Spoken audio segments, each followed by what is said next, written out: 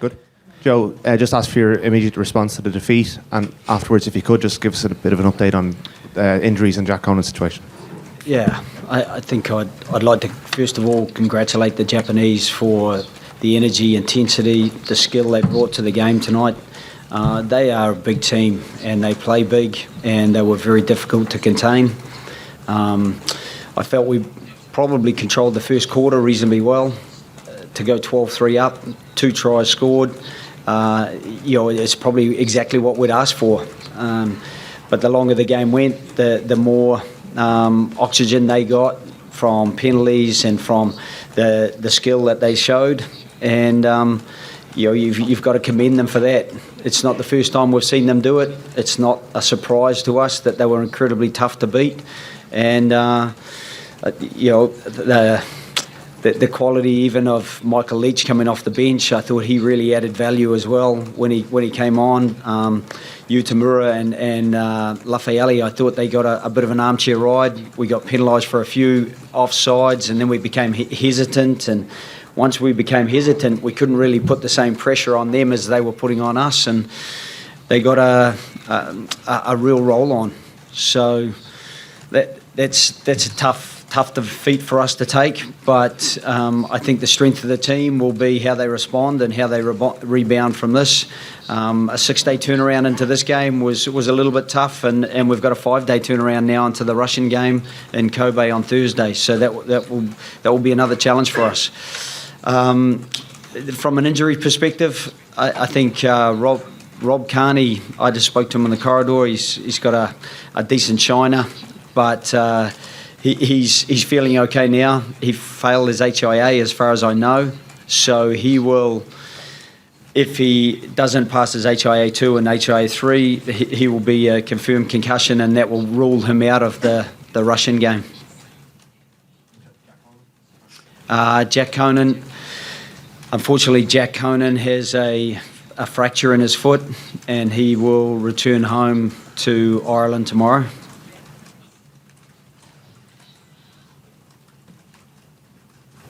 Joe, before the game, you said you looked forward to being able to put some width on the ball, and the stats sheet show that you have, I think, 7 offloads and maybe a couple other which weren't completed, which is above your offload rate for normal. Was this the game to play a more risky sort of open game against these opponents in their conditions? No, we didn't go out with an explicit idea of playing any differently from the way we would normally play, and I think the way that we started the game is the way that we play the game, and I felt we got some good line breaks. We got in behind them, we scored 2 tries, we were putting pressure on, and I think Rob Carney's try was on the back of 2 penalty advantages that we had, because we were putting the pressure on and Japan were under pressure. Unfortunately, that reversed as soon as they got hold of the ball, and we missed a couple of marks. I think we got a couple of maybe 2 lineouts in the second half. We didn't get too many platforms to play from, and they kept the ball for very long periods.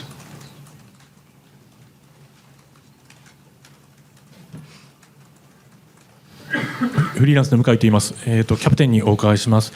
最初敵陣で日本のペナルティをしたときにショットではなくトライを狙いに行った背景というのと、あとラストワンプレーで、タッチを蹴って試合を終わらせた意図、その2つお願いしま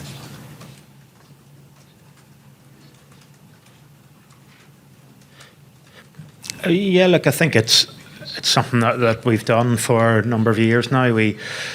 If the penalty is within a certain area that we've talked about before the game, by all means we'll go for posts. But at the same time, if it's in an area where we feel that there's doubt over the kick, we'll go to the corner. It was the same last week, and look, I think in fairness to Japan, they defended quite well. We also got certainly one of the tries came from going to the corner. So look, that's the way we play. We back ourselves to go after teams, but at the same time, if the penalty is there for the taking, we'll take it. I think once they went 4 points ahead, it probably forced our hand a little bit, and we had to go to the corner.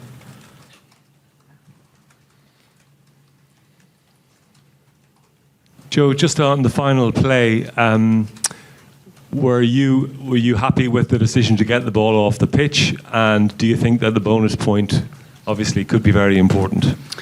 Yeah, potentially the bonus point could be really important. It means that we've got 6 points from our pool, 2 pool games so far.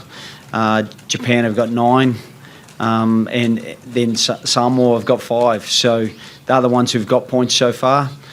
And you've got to finish in the top 2. So keeping that bonus point allowed us to stay in front of Samoa in the short term, and we've no doubt that Scotland will be a player and Russia will line us up in 5 days' time. As I said, those tight turnarounds are pretty tough going, and we will I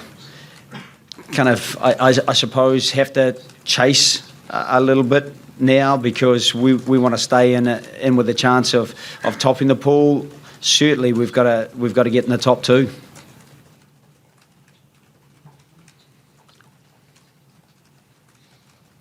Joe, you mentioned the 6-day turnaround there, and the players did seem to maybe fade out of the game a little bit. Hindsight's great, obviously, but in hindsight, would you have made more changes to the team to freshen it up?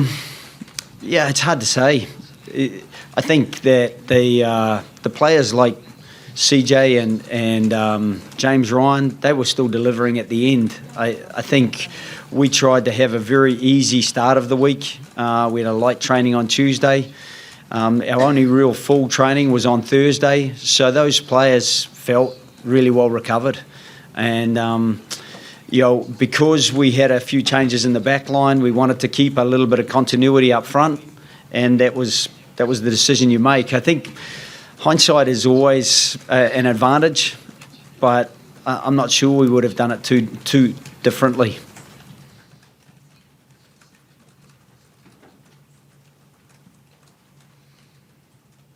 ジョーさんにおそらくジェイミー・ジョセフ以外で一番日本のことを理解している指導者ってあなただと思うんですけど、実際にゲームを見てみて日本のチームのパフォーマンスというのは考えてた通りだったんでしょうか。何か予想以外のもの、予想以上のものというのがあったんでしょうか。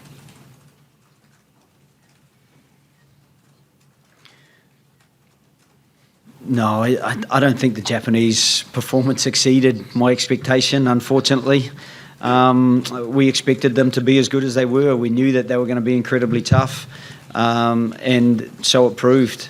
I think they, as I mentioned earlier, they have a very good engine room with the tight 5 forwards. Their back row were very, very effective. As I said, when Amanaki Murphy went off and Michael Leach came on, I think he added a little bit more, but Himeno was very good again. And I thought Luke Thompson came in and added a bit of value as well. And in the backs, even I guess across the board we found them a real handful. Obviously Matsushima was a danger. Lemeki ended up starting and was a handful. So across the board, they've got quality players and they play a quality style of game, and they're very hard to contain. And I would say that I think that they tend to clean the ruck very, very deep, and it allows them to get onto the front foot, and that is very, very hard to stop. We kind of playing off I suppose a defensive line maybe 2 metres behind where the initial tackle happens, and then to get back off that defensive line is very hard to turn around the momentum of their attack. So they did that really well. And so you've got to congratulate them for the way that they played today. And as I say, I don't think it exceeded expectations. It unfortunately met my expectations. Time for 2 more questions. First one in the front here. Joe, there was 9 penalties conceded by Ireland. Did you think they were fair calls, and how did you assess Ireland's performance in that area? Yeah, we'll go back and have a look at it. I certainly understand the frustrations of some of the players in discussing things with them based on what I saw on the monitor.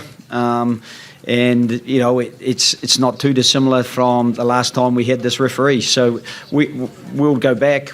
We'll go through the official channels and we'll make our comments to to the referee body rather than making any public kind of comment. Last question. What was the biggest disappointment about today, and what do you hope to see from the players in response in this short turnaround? Yeah, probably the biggest disappointment is obviously to score 2 tries in the first quarter and not to add to that is incredibly disappointing. We put ourselves into a couple of positions where we felt that we were in close enough and putting real pressure on, and we got quite close and then didn't actually capitalise. We turned one over in the second half there. It was very hard for us to get the ball placement. We were on top of the tackler, and I thought that was pretty tough. But you've got to be tough enough to cope with those things, and certainly we've got to be better at what we're doing, and we've got to demonstrate that in 5 days' time. So we're not going to get a lot of time to put anything together. I think we're doing an open session in Kobe on Tuesday, and that will be the only training we'll have in the lead up to Russia, who have already proved themselves to be very, very physical and very combative, very competitive. They stayed in the game for a long time with the Japanese. So, that's a measure of how competitive they can be. And even in the Samoa game, while they lost that game, they actually had a lot of the game, a lot of the ball, and put Samoa under a lot of pressure. So we're anticipating another really tough game in 5 days' time, and we're going to have to dust ourselves off and certainly perform better than we did tonight. Thank you very much.